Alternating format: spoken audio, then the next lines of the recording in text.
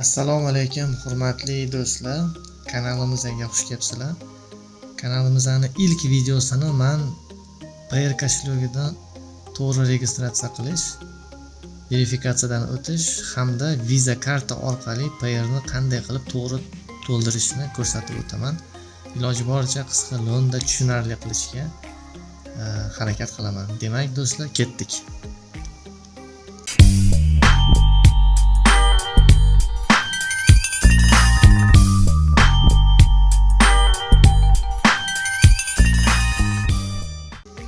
Buning uchun video tagidagi ssilkaga o'tasizlar. Ssilka bo'yicha kirganingizda sizlarda mana bunday holat yuzaga keladi va bu joyda sozdать account tugmasini bosasizlar.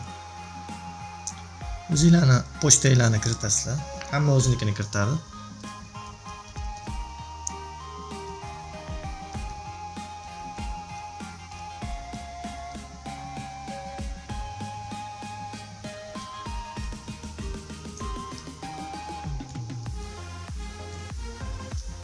Kapchani o'tamiz.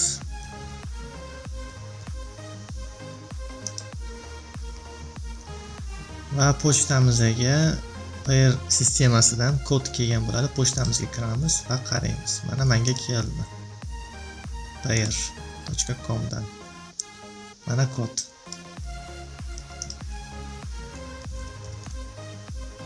Создать аккаунт. Mana birinchi shak o'tdik. Ikkinchi shakda bizga Payer sistemani o'zi parol beryapti do'stlar. Ko'ryapsizlarmi? Mana sekretniy kodinglar mana P1038 bilan boshlangan bu Payerdagi hisob raqaminglar hisoblanadi. Bu narsani screenshot qilib olinglar albatta, yo telefoningizga rasmga olinglar va telefondan qolib ketmasin bu narsa. Bir joyga yozib qo'yinglar, ruchkada, bloknotgami, bironta daftaringizgami yozib qo'yinglar. Обязательно, sababi ertaga yo'qolib qolib yo bir narsa bo'ladigan bo'lsa, o'sha yozib qo'yganinglar bo'yicha kiraverasizlar. Yo'qotish men tavsiya qilmayman bu narsalarni. Chunki sizlarning kalitinglar hisoblanadi bu. Demak, dalay tugmasini bosamiz. Ism, familiyalarni kiritasizlar. Men misol keltiraman.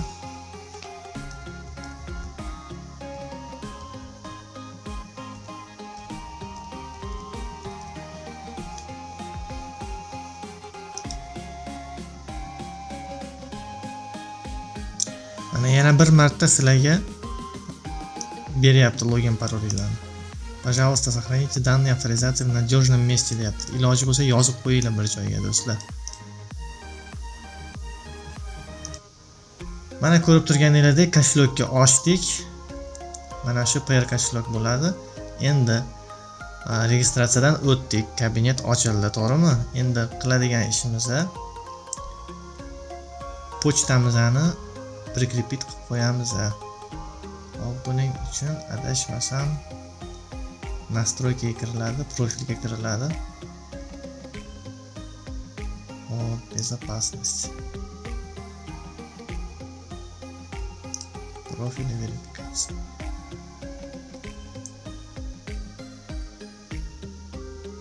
Mana bu yerga do'stlar daniylarni kiritib chiqasizlar. Masalan, familiya, isminglar, tug'ilgan yilinglar, davlat, adresinglar, ko'changlarning nomi, iloji bo'lsa shaharinglar, ko'changlarning nomi, uyinglarning nomeri, telefon raqaminglar, pochtanglar, telegraminglar, bu o'zi shunday turaveradi. Va valyuta balansi $100 turishni tavsiya qilaman. Verifikatsiyada kelganda, verifikatsiyada dokument degan joyda birinchisida pasportinglarning yuz tomoni, ikkinchisida pasportinglarning propiska tomoni, uchinchi dokumentda kvitansiya. Kommunalniy to'lovlardan kvitansiya, ya'ni svet, gaz, suv, masalan, oxirgi 3 oylikda qaysi biriga to'lagan bo'lsanglar, o'shani rasmga olib tashlab qo'yasizlar. Sabab sizlarni o'sha ko'rsatilgan adres bo'yicha yashashinglarni bilish kerak sistema. Tushunyapsizlarmi? Uy kimning nomida bo'lishidan qat'iy nazar. Masalan, pasportinglarda propiska tomonida o'sha manzil ko'rsatilganmi, kvitantsiyada ham o'sha manzil ko'rsatiladi, to'g'rimi? O'shaning uchun kommunalkalardan, masalan, suvdan, gazdan, svetdan bo'lsa, oxirgi 3 oylikda to'lov qilgan bo'lsanglar, o'shani to'rttala tomonini chiroyli qilib rasmga olib, tiniq, eng asosiysi do'stlar, rasmlarni tiniq qilib jo'natdinglar, sababi olmasligi mumkin. Joylab chiqqaningizdan keyin mana bu 4-tinchisi не обязательно, kerak emas bu narsa unchalik. Отправить tugmasini bosasizlar, bo'ldi. Verifikatsiyadan o'tdi. Hop. Yana nimalar bor bu yerda?